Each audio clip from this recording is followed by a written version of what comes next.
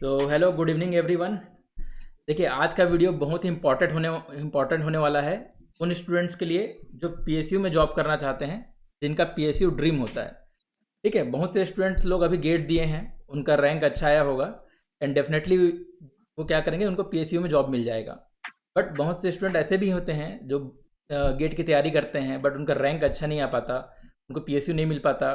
कुछ स्टूडेंट ऐसे भी हो सकते हैं जो 1 साल या 2 साल ड्रॉप भी लिए हों गेट के लिए, फिर भी उनका रैंक अब उतना अच्छा ना आ पाए कि उनको पीएसयू मिल जाए। बट ऐसे लोगों को निराश होने की ज़रूरत नहीं है।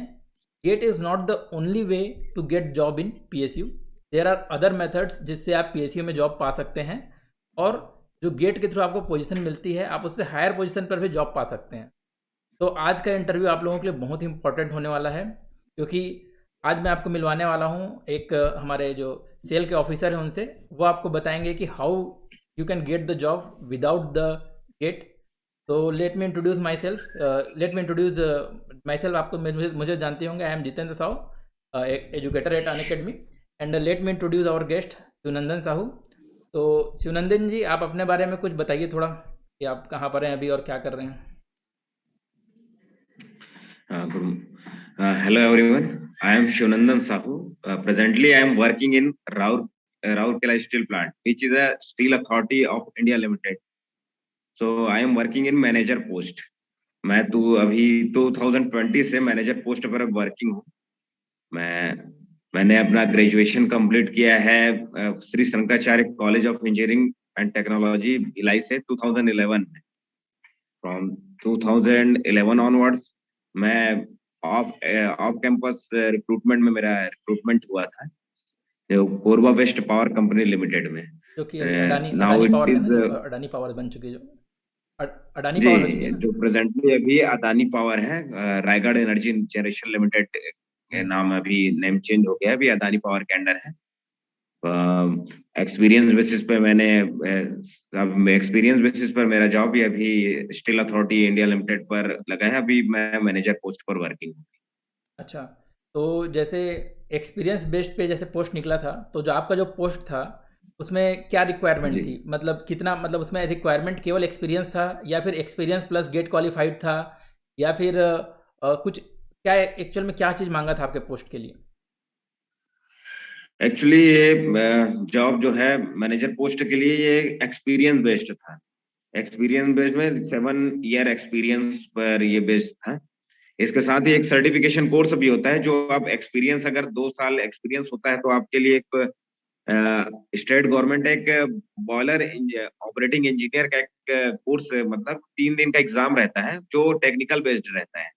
तो टेक्निकल बेस्ड और एक्सपीरियंस बेस्ड वो इजी एग्जाम होता है, उसको 3 दिन का कंडक्ट कराता है। वो सर्टिफिकेशन कोर्स था बीओई का, प्लस मेरा 7 ईयर एक्सपीरियंस था। तो इस बेसिस पर मैं मतलब एलिजिबल हुआ है रिटर्न एग्जाम के लिए। देन सेल ने रिटर्न एग्जाम कंडक्ट कराया था, तो उस रिटर्न में फिर सॉर्ट आउट हुआ। देन इंटरव्यू कंडक्ट हुआ।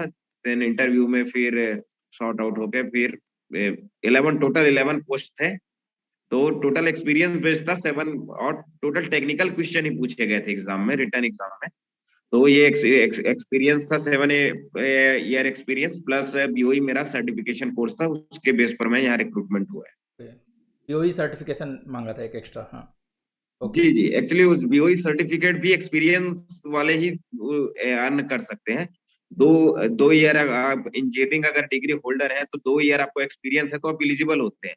ये एग्जाम टफ नहीं होता है, ओनली ये तो टेक्निकल और एक्सपीरियंस बेस्ड होता है। अगर आपका टेक्निकल, आप अच्छे से कॉलेज में टेक्निकल आपका थोड़ा अच्छा है, एवरेज एकदम अच्छा भी नहीं, एवरेज है, और आप एक्सपीरियंस में जो भी, अगर जैसे मैं पावर प्लांट बेस्ड हूँ तो पावर बॉयलर का जैसे जो भी पढ़ते हैं तो वो इजी रहता है कोर्स।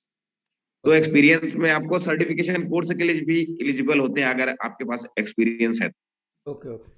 तो जो इसका जो रिटर्न एग्ज़ाम था उसके बारे में थोड़ा बताइए। रिटर्न एग्ज़ाम मतलब प्योरली टेक्निकल था, और उसमें लगभग क्या था, लगभग जैसे गेट में क्वेश्चन आते हैं या फिर बहुत इजी था, कैसा किस टाइप का रिटर्न था। एक्चुअली इसका रिटर्न एग्जाम टेक्निकल ही था।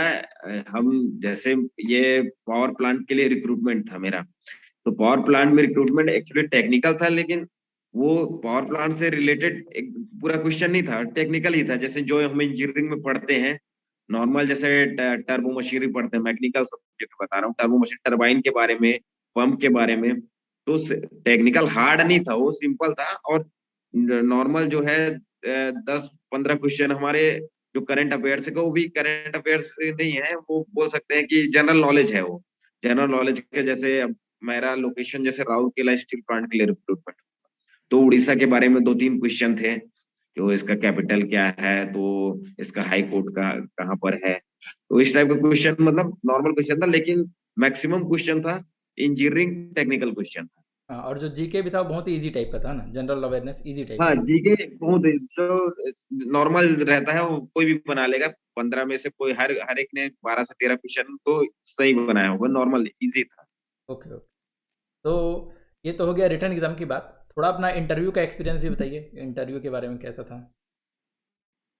एक्चुअली इंटरव्यू में मेरे को प्रीवियस जो एक्सपीरियंस था मेरे प्लांट के बारे में, तो उसमें पूछा गया था कि वो भी डीप में जाके नहीं पूछ रहे थे, क्योंकि यहाँ का जो पावर प्लांट है, वो जो है कैपेसिटी छोटा है। तो मेरे जो बेसिक्स होते हैं पावर प्लांट में, जैसे मैं वर्किंग था, तो जो पावर प्लांट के बेसिक्स होते हैं वो क्वेश्चन मेरे को पूछे जा रहे थे। मतलब वो हार्ड क्वेश्चन नहीं थे कि जो जिसने काम किया है, मतलब जिसको नॉलेज है, जो बेसिक नॉलेज है, जैसे पावर प्लांट में हूँ तो पावर प्लांट का बेसिक नॉलेज है, वो आंसर कर सकता था।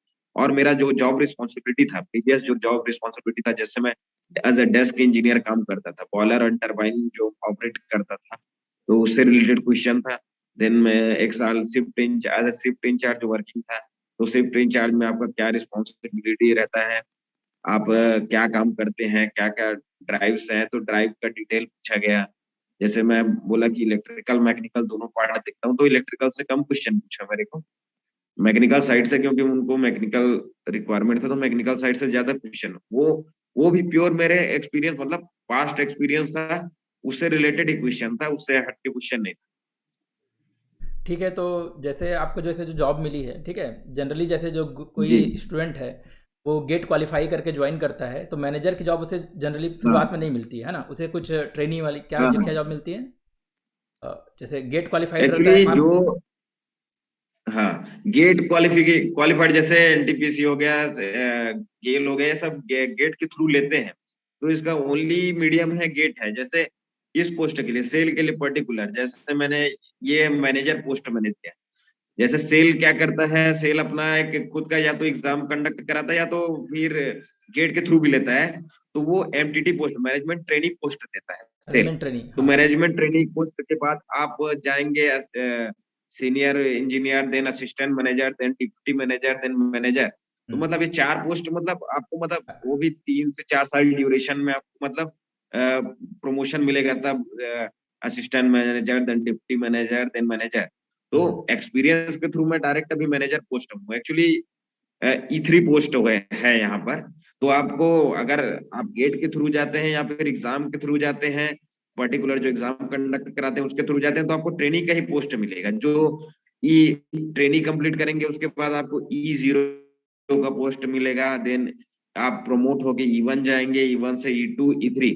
और यहाँ पर मेरा पोस्ट है अभी E3 में है। ओके। तो एक्सपीरियंस अगर आपके पास है तो इट इज बेनिफिशियल कि आप मतलब अच्छे पोस्ट पर डायरेक्ट, मतलब एक्सपीरियंस के थ्रू भी जा सकते हैं। हम्म।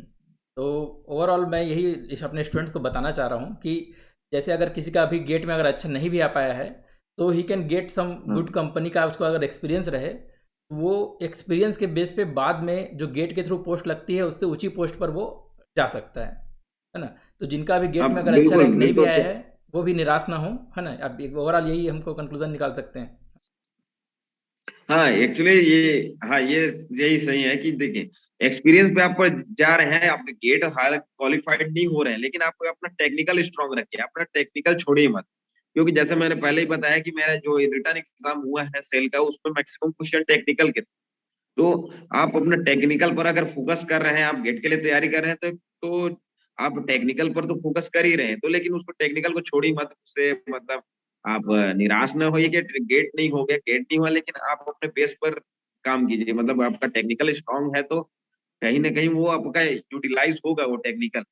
मैं भी अपना अभी जब भी जॉब कर रहा था, साथ साथ अपने टेक्निकल को, मतलब टेक्निकल पर फोकस करता ही था। क्योंकि एक्सपीरियंस में तो आप सीखते ही हैं, आपको पता रहता है कि आप क्या कर रहे हैं जॉब। लेकिन आपका अगर टेक्निकल आप साथ ही साथ टेक्निकल को लेके चल रहे हैं तो वो कभी ना कभी आपका काम आएगा। तो जैसे मैं बताया कि एग्जाम टेक्निकल बेस्ड है, तो टेक्निकल आपके पास एक्सपीरियंस है प्लस आपके पास टेक्निकल नॉलेज है, तो you will get good post and good job by experience basis. तो जैसे आपकी ये बात सेल की हो गई, ऐसे जो अदर पीएसयूज हैं जैसे आईओसीएल में भी ऐसे एक्सपीरियंस के बेस्ट भी आदमी जा सकता है ना?